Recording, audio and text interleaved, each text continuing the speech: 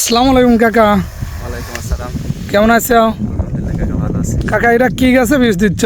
এটা হচ্ছে তিল গাছ না? তিল গাছ। এই তিল গাছে কতদিন পর পর বীজ দিতে হয়? তিল গাছে সেরকম বীজ দিতে হয় না, ওই ঠেঙা ঠেঙা দেখা গেলে পেরে এক আধবার দিতে হয়। বর্তমান এই তিল গাছের বয়স কতদিন? বর্তমান 2 মাস। 2 মাস না? এই 2 মাসে কয়বার বীজ দেওয়া হয়েছে? এই তো আজ প্রথম। আজ প্রথম না? আজ প্রথম। দর্শক দেখতে পাচ্ছেন ব্যাপক পরিমাণ তিল গাছ হয়েছে। কাকা সেচ দেওয়া হয়েছে কয়বার? এটা সেচ দিছি হচ্ছে 3বার। 3বার সেচ দিচ্ছেন না? 3বার সেচ দিছি। তিল গাছের চেহারা তো খুব সুন্দর হয়েছে। অনেক পোকা কিরকম লাগছে একা? আছে খুবই কম, তারপরেও আমি একবার বীজ দিতেছি। একবার বীজ দেওয়া হয়েছে না? এই প্রথম দিচ্ছি। স্যাঙ্গা একদম কম আছে তাই না? খুবই। এটা তো স্যাঙ্গার জন্য না, এটা স্যাঙার অন্য কোনো পোকা লাগে না, না, অন্য কোনো পোকা লাগে না, মানে শুধু স্যাঙ্গা না? শুধু স্যাঙা। আর কতদিন লাগতে পারে এই তিল গাছ? আর 1 মাসের মধ্যে কাটতে হবে। আর 1 মাস না? 1 মাস লাগবে। এই ব্যাপক পরিমাণ ফুল আসছে দেখতেছি। দর্শক দেখতে পাচ্ছেন তিল গাছের চেহারা কিন্তু খুবই সুন্দর দেখা যাচ্ছে, দেখতে পাচ্ছেন। আর এই তিল গাছের স্যাঙ্গার জন্য কি বীজ দেন?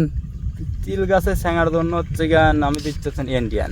ইন্ডিয়ান না? আর লিম্পার দেওয়া যায়, কিন্তু ইন্ডিয়ার একটু কাজ বেশি করে। মানে ইন্ডিয়ান দিলে পরে ওই স্যাঙ্গাটা মানে মরি যায় নাকি মানে জমি থেকে চলে যায়? স্যাঙাটা একবার মরি যায়। মরি যায় না? মরি যায়।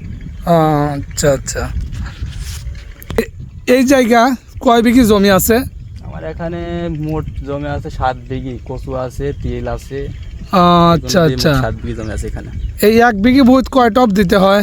1 বিঘিতে 4 দিলেই হয়। 4 টব না? 4 টবে মানে কয় লিটার পানি থাকে? এক টবে 16 লিটার করে পানি আটে। 16 লিটার এক এক টবে? আচ্ছা আচ্ছা। দর্শক শুনতে পেলাম। আর বিশেষ করে অনেকেই তিল এবার চাষ করতে পারে নাই কোন কারণে?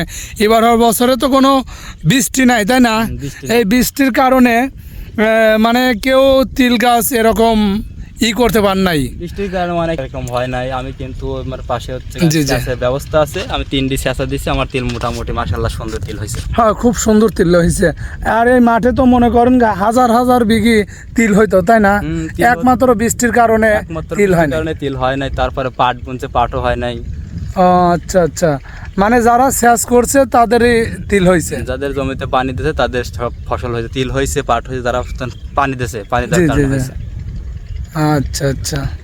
দর্শক এই তো শুনলাম কৃষক আঙ্কেলের কাছে কিছু মূল্যবান কথা শুনলাম। আর এইটাতে কিভাবে এই স্যাঙ্গা দূর করার জন্য কি বীজ দিতে হয় আপনারা সবাই শুনছেন হয়তো। আপনাদের জমিতে এই স্যাঙ্গা দূর করার জন্য আপনারা বীজ দিতে পারবেন। আর সরাসরি যেহেতু কৃষকের সঙ্গে কথা বললাম, দেখতে পাচ্ছেন এইটা বীজ কিভাবে দিতে হয় মাশাল্লাহ। আর এবার খুবই সুন্দর যারা সেচ করছে তাদের তিল গাছ হয়েছে দেখতে পাচ্ছেন। আর আপনাদের দেখাবো আসলে বীজ দিচ্ছে কোন কারণে। দেখতে পাচ্ছেন হাজার হাজার স্যাঙ্গা, আমি দেখাচ্ছি দেখুন, হাজার হাজার স্যাঙ্গা কিন্তু দেখতে পাচ্ছেন। এই স্যাঙ্গাগুলো পুরো জমিতে ছড়িয়ে যায়। ওরে আল্লাহ। সেম এইভাবে কিছু কিছু জায়গা এই স্যাঙ্গাগুলা বাসা বানায়, বাসা বানাতে বানাতে প্রত্যেকটি জমিতে ছড়িয়ে যায়। এই কারণে এইটা বিষ দেওয়া হয়। বিষ দিলে পরে এই স্যাঙ্গা আর থাকে না। দেখতে পাচ্ছেন দর্শক।